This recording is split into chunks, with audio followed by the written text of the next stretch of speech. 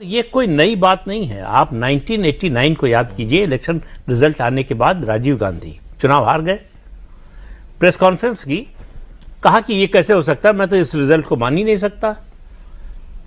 1984 में बीजेपी को 8% वोट मिले, 2 सीटें मिली। अब इनका वोट शेयर 12% हुआ और इनको 85-86 सीटें मिल गई।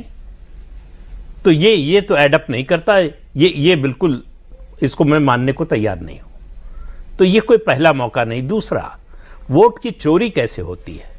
1952 पहला जनरल इलेक्शन, रामपुर से मौलाना आजाद चुनाव लड़ रहे थे, चुनाव हार गए। वहां से जो विपक्ष के उम्मीदवार थे उनको लगभग 20,000 वोट से जीता हुआ घोषित कर दिया, डीएम जो रिटर्निंग ऑफिसर होता है उसने, और उनकी पार्टी के लोग जुलूस निकालने लगे। तब तक पता चला, वायरलेस से पता चला प्रधानमंत्री जवाहरलाल नेहरू को। उन्होंने मुख्यमंत्री गोविंद वल्लभ पंत को फोन किया जी कि मौलाना को हारना नहीं चाहिए। तो उन्होंने कहा अब तो रिजल्ट डिक्लेयर हो चुका है। उन्होंने कहा मैं ये नहीं जानता, अगर वो नहीं जीतेंगे तो तुम मुख्यमंत्री नहीं रहोगे। ये उस समय के जो डायरेक्टर इंफॉर्मेशन थे, उन्होंने अपनी किताब लिखी, उसमें इसका जिक्र किया है। पंत जी ने उनसे कहा, टंडन जी थे, उनका पहला नाम याद नहीं आ रहा मुझे, उनसे कहा कि भाई आप डीएम से बात कीजिए और रिजल्ट बदलवाइए। तो उन्होंने कहा कैसे हो सकता है। डीएम को फोन किया, डीएम ने कहा कि हम रिजल्ट खुद घोषित कर चुके हैं।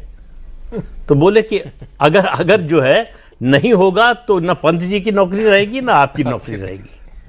तो उस समय जो पोलिंग का तरीका था, वो हर उम्मीदवार का एक बक्सा होता था।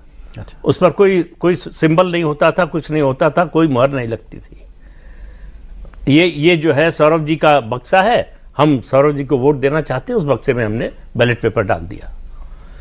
तो जो जीता हुआ कैंडिडेट था उसके बक्से से निकाल के वोट मौलाना आजाद के बक्से में डाल दिया गया और उनको जीता हुआ घोषित कर दिया गया। किताब में लिखा गया, ये किताब में लिखा गया। तो वोट की चोरी इस तरह से होती है। तो अब वो एक ट्रेडिशन चला आ रहा है कांग्रेस पार्टी का।